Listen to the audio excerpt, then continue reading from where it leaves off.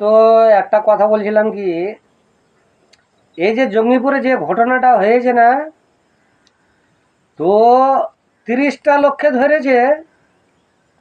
আর ওই 30টা লোককে ধরে লেগেছে মেডিকেল করতে।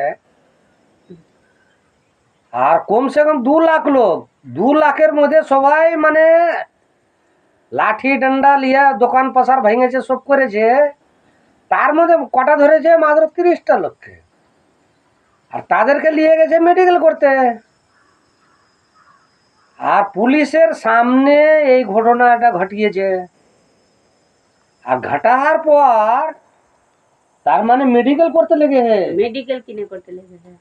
তার মানে একটা বুদ্ধি বানিয়েছে যে হয়তো নিশা খেয়ে আছে বা আর কিছু হয়েছে, মানে চক্রান্ত, এমন চক্রান্ত এটা করেছে।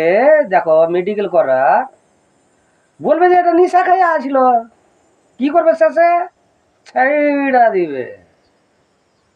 কি করবে? ছেড়া দিবে। এই তো হলো মানে চক্রান্ত লোকের।